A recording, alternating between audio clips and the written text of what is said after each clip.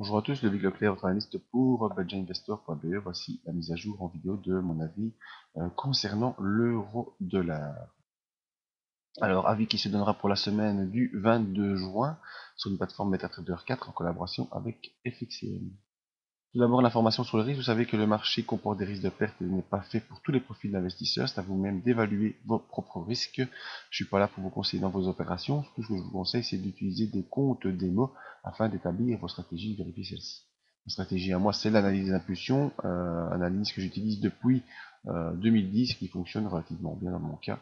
Une technique que je peux également vous enseigner pour pouvoir l'utiliser. Alors passons sur notre plateforme MetaTrader, on voit ici donc un graphique hebdomadaire de l'évolution de l'euro-dollar. On le voit bien, l'euro-dollar qui est allé s'enfoncer très très bas, proche des 1 à 1,045 je pense le point le plus bas. Et actuellement, eh bien, on est en train de revenir ici dans cette zone. Ah, voilà la mise à jour de la plateforme, merci. Revenir dans cette zone où on voit qu'on reste coincé sur les 1,1441 avec cette bougie qui vient au contact de la zone de résistance. La bonne nouvelle en hebdomadaire, c'est qu'on est au-dessus de la M7, ça c'est un bon signal. Que on est dans des bandes de Bollinger qui sont parallèles, presque en train de s'ouvrir, mais pour l'instant plutôt parallèles. Rapidement l'indicateur, on est au-dessus du MACD, mais en dessous de 0, et entre 60 et 40, donc la pression baissière, on peut dire qu'elle est très faible au niveau hebdomadaire. Alors dans le journalier, cette semaine, vous voyez, était une semaine qui était relativement haussière, où on est venu jeudi chercher un des points les plus hauts, vers les 1,1441. Donc vraiment, on est au-dessus de la M7 déjà depuis la semaine dernière, même la semaine avant. Donc on évolue de manière assez haussière avec la M20 en support et la M7 également comme support. Chaque fois qu'on essaie de s'enfoncer vers la M7, on est repoussé. Ici, on a fait un petit passage mardi en dessous de la M7, donc mercredi, grosse accélération pour repasser au-dessus de cette M7. Et là, c'est la bougie d'hésitation de jeudi. Parce que vous savez que on devait avoir des décisions peut-être sur la Grèce jeudi avec l'Eurogroupe, mais malheureusement il n'y a pas eu de décision, ça a été reporté à lundi. Du coup vendredi on rebaisse un petit peu sur l'euro-dollar.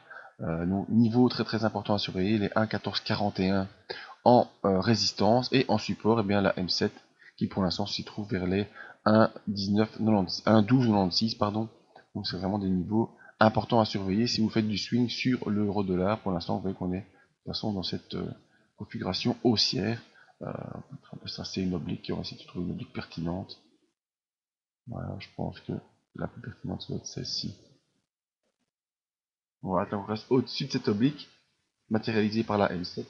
Mais on n'aura pas trop de soucis sur l'euro-dollar. Au niveau de nos indicateurs, on voit notre MACD qui est bel et bien au-dessus de son signal. Important ici, c'est qu'on a un potentiel non-croisement MACD, c'est-à-dire que le MACD se dirige vers son signal, mais il n'a pas franchi à la baisse et repart à la hausse. Ça, c'est une bonne perspective pour la suite. Et pour l'instant, le RSI qui termine la semaine au-dessus de 60, mais c'est pas vraiment très très franc. Vous voyez, 60,045, c'est pas vraiment franc comme franchissement. Et nous, on attend une potentielle accélération. Alors, qu'est-ce qui va se passer? Eh bien, tout le monde attend ce qui va se passer lundi. Lundi risque d'être une séance assez volatile avec des déclarations de gauche et de droite, déclaration allemande ou déclaration grecque. Nous verrons comment ça va évoluer lundi. Tout ce que je vous conseille, c'est de venir mardi matin lors de notre live d'analyse du marché. On passera en revue tout le marché sur des unités plus courtes comme la 4 heures, les 1 heure, les 30 minutes afin de voir comment le marché réagit aux décisions qui seront probablement prises lundi. Est-ce qu'il y aura une solution pour la Grèce ou pas? Eh bien, nous verrons ça ensemble mardi matin. Pour ne rien rater, eh bien, venez sur le site budgetinvestor.be, l'adresse email pour me contacter, le Facebook et Twitter pour toutes les nouvelles, mais c'est vraiment, j'insiste, inscrivez-vous à la mailing list en bas de page et vous aurez en direct dans votre boîte mail toutes les séances, toutes les annonces, toutes les informations et les analyses du site. Donc je vous donne rendez-vous mardi matin pour voir ce qu'il en est sur la Grèce. À bientôt.